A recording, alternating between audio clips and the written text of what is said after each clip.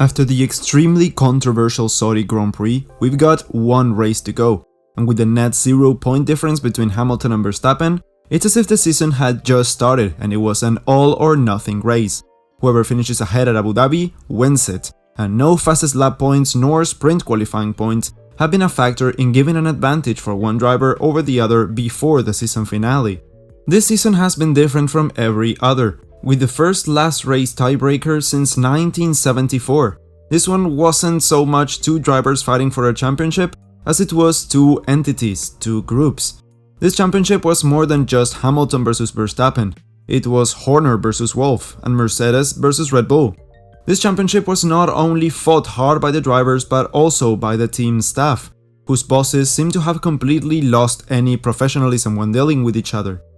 The level of shit being thrown by both sides is insane, from accusations of cheating to jabs towards the drivers and, most of all, passive-aggressive behavior towards an increasingly dramatizing Michael Masi. As a nice segue, the race director role this year was an absolute joke, with the last straw being the live on-air negotiations as equals with the teams and the drivers like we saw in Jeddah, as if it was a three-way conversation instead of a director directing, imposing the law made for the sport by those who know best. I call them like I see them, and it looks like Masi wants to be the protagonist alongside the contenders. Think of other racing series you watch. Do you know the name of the race director? The answer is probably not, seeing as if the race director does his job correctly, no one should really talk about him. Every single weekend, at least once, we hear either a team representative or a driver talking negatively about Masi, or we see him going down to the track and appearing on screen showing a marshal how to broom. We've had a number of big important incidents that defined and challenged the characters of both Hamilton and Verstappen, and where the most level-headed individual ended up coming out as the winner. That position was something that changed from incident to incident. You know what? Let's talk about those. Silverstone was the breaking point. Up to the 10th round, the championship fight was a clean one, let's say, with clear respect between the drivers. The British Grand Prix at Hamilton's home track was the one that set off all the following incidents in my opinion. To describe it the best I can, since I'm legally not allowed to use footage even though it would constitute fair use, let's say Verstappen started on pole position following the sprint qualifying that took place on Sunday, where he overtook Hamilton with a better start off the line. As soon as the lights went out, they had equally great starts and were practically side by side into turn 1. We then saw Hamilton on the right-hand side. He ended up being the man in front coming into the corner, but carrying more speed around the outside. Verstappen ended up taking the position away into turn 2 and kept it in front. Hamilton's profiling into turn 4 meant that he had the speed and slipstream advantage coming into turn 6, where he got alongside and briefly in front of Verstappen until he took the inside line and regained the lead. As they approached turn 9, they were almost side by side. Verstappen, defending the lead, took the outside line, and as he braked for the corner, Hamilton came alongside him, but still, it was technically Verstappen's corner. The latter took the racing line, but Hamilton, having to go a bit wider due to the inside line he took, meant that the collision was inevitable. Upcoming is my opinion, which you can skip in the chapters there on the video over the progress bar if you just want an informative video. This is the definition of a racing incident. Yes, I can already read the comments saying, oh, but Max was sent to the hospital. Yes, that is track protocol. He was discharged immediately after conducting a mandatory test after an impact with that big of a deceleration. We cannot judge an incident depending on what the consequences were. If this happened between two back markers and the barrier was made of 1,000 cozy blankets, the outlook on the incident should be the same, seeing as the crash should be judged on what the crash entailed. Not the drivers, not the outcome. That being said though, apart from that I think the penalty given to Hamilton was fair, it was a dangerous and avoidable move for sure. I'd say it was 40% Verstappen, 60% Hamilton's fault.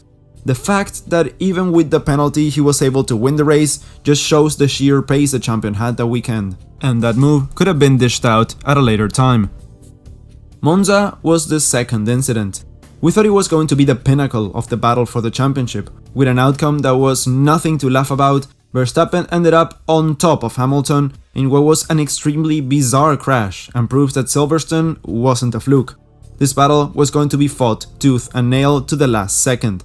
The 14th round of the championship took place at Monza. and at yet another sprint qualifying weekend, we saw them collide. Lining up behind Bottas after the short race, Verstappen would be starting from the front row, with insanely quick McLarens in P3 and P4. That left Hamilton all the way down in P5 after he lost 4 places in the second corner at sprint quali. After 22 laps of running, Max's worn out mediums were swapped by a new set of hards. That stop was a very slow one, and 11 seconds later, he left the pit box with the gap to Hamilton completely gone.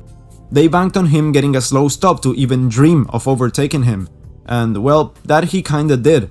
4.2 seconds after stopping, Hamilton was coming out with a new set of mediums in front of Norris and most importantly, Verstappen. Braking late into turn 1, they got side by side but with Hamilton still clearly in front. Still, Verstappen wouldn't let that place go, and as they went into turn 2, Max had ran out of room and was over the curve. As he steered right, his front wheels lost contact with the ground for a second, leading to him going straight by perhaps 30 centimeters. That was enough to cause an accident.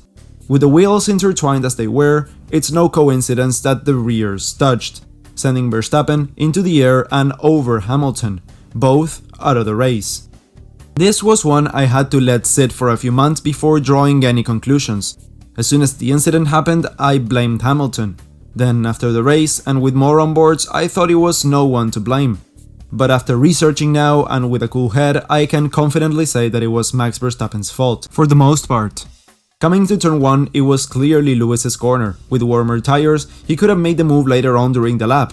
The gap was there and Hamilton was in front during the corner, same as Silverstone, but reversed, it was Hamilton's corner and Max could have backed down. But it wasn't because they had taken different lines. There's only one way they were both gonna come out the other side apart from crashing, and that was with one of them giving the position to the other, something which neither driver did, endangering them both. Verstappen had no business being there, so I'd upon the blame as 70% him, 30% Hamilton. Now we're going to touch on 2 points here, one before and one during the race.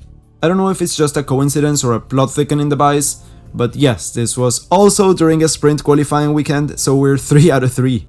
After qualifying on Friday, Verstappen noticed something off about Hamilton's car, and akin to that of Inspector Vettel, went in and did some looking around, and touching around. The FIA states that when DRS is activated, the gap must be between 10 and 85 mm.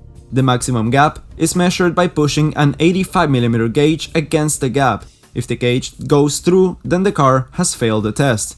In this case, the gauge would not pass through the inner section of the wing, but did at the outer section of it. Hamilton was disqualified from the session after having a very wide letterbox opening for the DRS, having to start the F1 sprint from P20. That Mercedes though was blisteringly quick, and lap after lap the gap shrank to the top. By the end, Hamilton would be starting the race from P5. The race started, and on lap 48 of 71, Hamilton had DRS, had the slipstream and went side by side. We could see he was ahead before the corner, but during it, Verstappen pulled a Ricciardo with the late braking and ended up taking Hamilton off circuit with him as well. Lewis overtook Verstappen on lap 59 and would go on to win the race. Regarding the first incident, there is nothing for me to add. The car was illegal, simple as that. When it comes to the in-race incident, I honestly think it was a last resort late braking effort to stay in front by Max, one he overcooked a bit in the end there. Overall though, racing incident 100%, although I'd say it was more so Verstappen's doing, so yeah, 70 Verstappen, 30 Hamilton, no penalty necessary. Oh boy. For the sake of this video hopefully coming out before qualifying in Abu Dhabi, I'm going to keep this one shorter and to the point. I've already spoken at length about my opinions on the whole race over at the Efecto Coanda podcast, although it is in Spanish, but still, if you're interested, the link is gonna be there in the description. Here, I'm just going to touch on the overtaking incident and leave the rest for another day, seeing as that inefficient death trap should not be allowed on the calendar. Modern Formula 1 is all about strategy and wit, with the fastest, most emotionally resilient and most intelligent driver winning a hard-fought championship, with a healthy dose of luck and usually a pace difference in the cars, as demonstrated in the past few decades. The main talking point was lap 37. Coming out of the final corner on lap 36, Hamilton had DRS, had the slipstream, and similar to Brazil, came side by side into turn 1, with both of them running wide. By the end of the lap, Verstappen was told to give the position to Hamilton, strategically. This resulted in him slowing down before the DRS detection point, but Hamilton just ran into the back of Verstappen. This is unexplainable and unjustifiable. Yes, Hamilton didn't exactly know he was going to get given the position, but Verstappen had lifted off and left a lot of space, as you can see here. Unlike the FIA, I have to be consistent, so I would say the first incident was more of Verstappen's doing, 70% Verstappen, 30% Hamilton, no penalty necessary, same as Brazil. The second incident though, 90% Hamilton, 10% Verstappen. An absolute joke of a race both drivers should be ashamed of. All of this, and much more, has led to the final moment of the championship. The newly reshaped Abu Dhabi circuit will hold its 4th title decider, and its sweeping new layout brings an air of uncertainty to the track. Almost every year since 2014, it's been a Mercedes circuit, but that's just perhaps because there was no car even close to contention. Last year we saw for the first time since 2013 a Red Bull stepping on the top spot, with the Mercedes of Bottas 16 seconds behind as runner-up. That's a lot, even with the engines turned down a notch as they were during the race. The main changes made to the circuit remove the old turns 5 and 6, and the complex from 11 to 14 become a sweeping bank turn that resembled Qatar more than anything. And we all know who won that race. No matter what happens, it's going to be a historic weekend this one. Whoever finishes ahead will be world champion. Max winning would mean we get a new world champion for the first time since 2016, and before that, since 2010. That's 11 years ago. And a new championship for Red Bull to finish off the original turbo hybrid era, taking the throne from Mercedes. The other possibility is history in the making, with a new record-breaking 8 Drivers' Championships for Hamilton. Hopefully, a record that will stand the test of time, seeing as it would honestly be really sad to see another spell of 8 consecutive championships like Mercedes have enjoyed since 2014. Either way, whatever happens, next time you hear from me on the channel, we will know which of the 2 outcomes ends up breaking our minds. I'm honestly gonna need the entirety of the break to process any of those outcomes. Who do you think will come out on top on Sunday? And who do you want to come out on top? Leave your answers on the reasons why in the comments below, and I'll make sure to read every single one of them. If you enjoyed this video and are excited for the season finale, hit that subscribe button. Hit the like video if you enjoy this kind of more opinionated content, and as always, I will see you all in the next one.